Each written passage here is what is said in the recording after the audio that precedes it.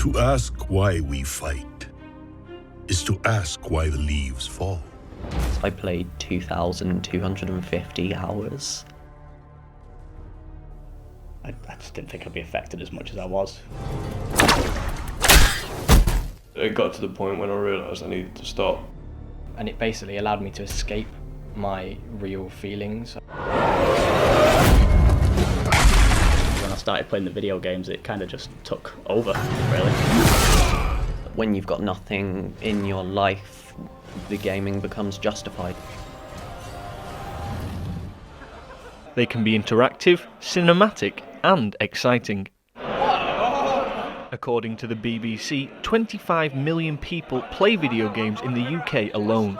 This increase in popularity means that gaming events like this one in Manchester can attract large audiences. However, playing video games to excess has been linked to video game addiction. David is 23, unemployed and lives on his own. He says that video games have had a big impact on his life. I was definitely addicted in the past, especially during my World of Warcraft days. Spent many hours on that game. I wouldn't sleep to play a game. I wouldn't shower or keep up with my hygiene or my health. I got you.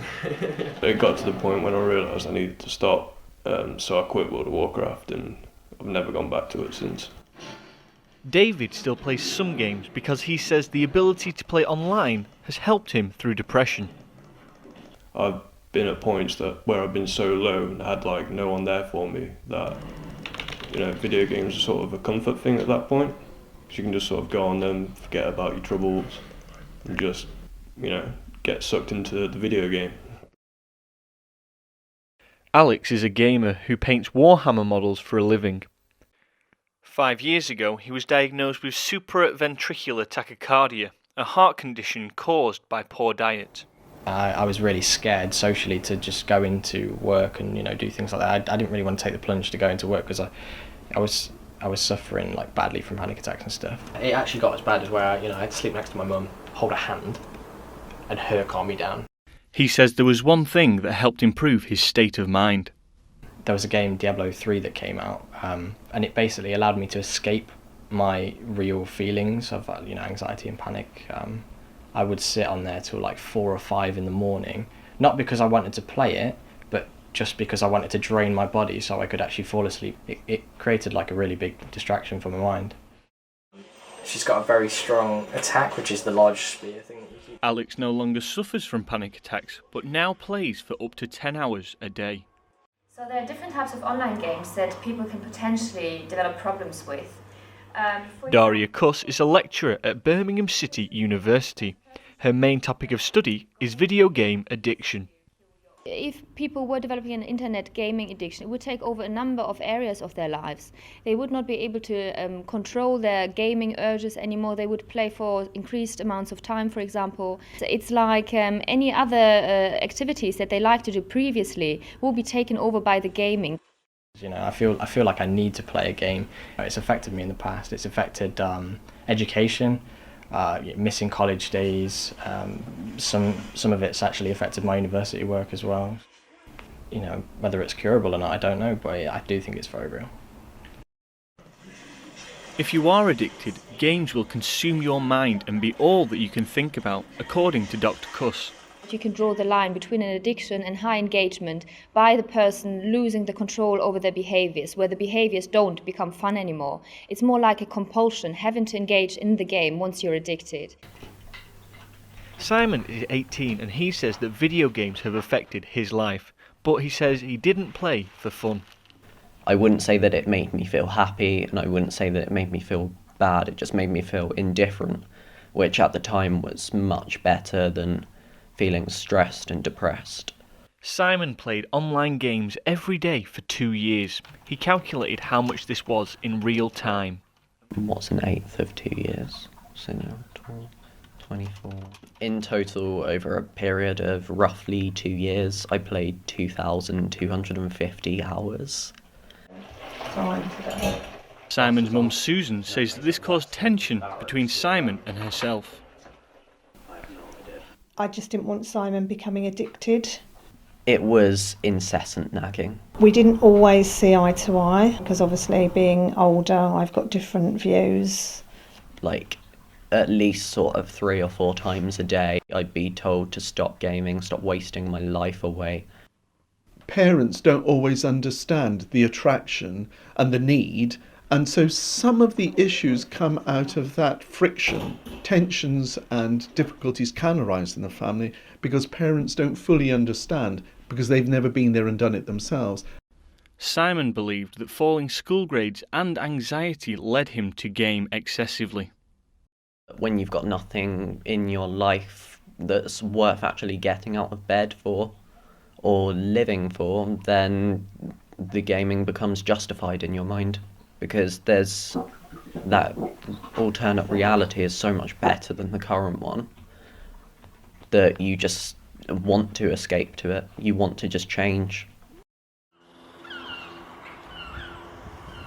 Broadway Lodge in Weston-super-Mare was one of the first clinics in England to treat video game addiction. Hi, Peter. However, because it's not a registered medical disorder, treatment can be expensive. About £500, £600 a week. I think that it's fair to say that as there is no statutory funding, that the treatment of this type is limited to those who can afford it.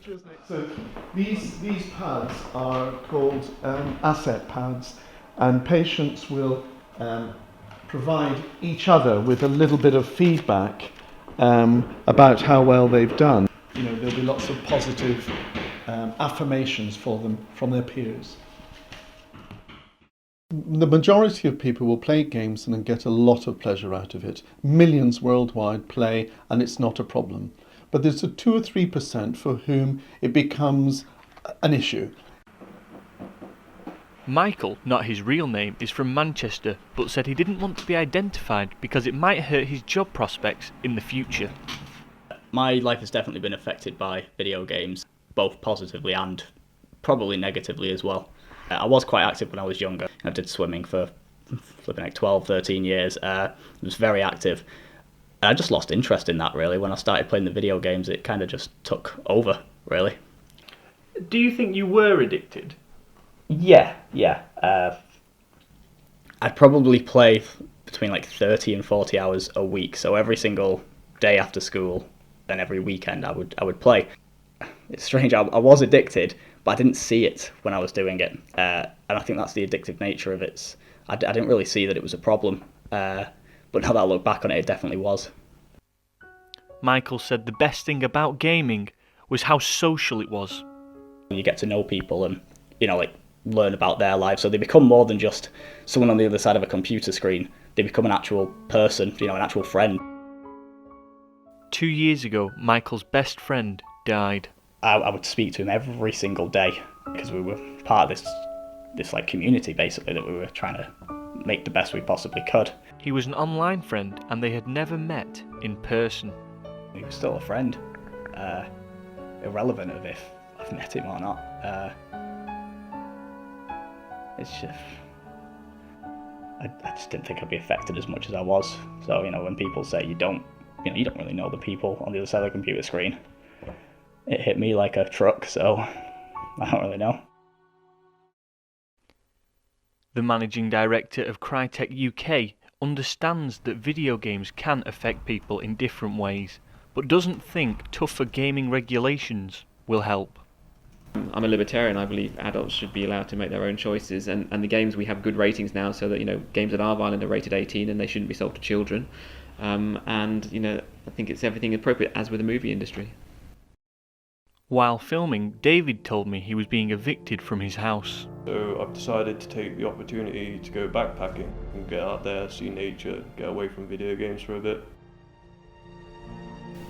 It's now been 2 months since Simon quit video games.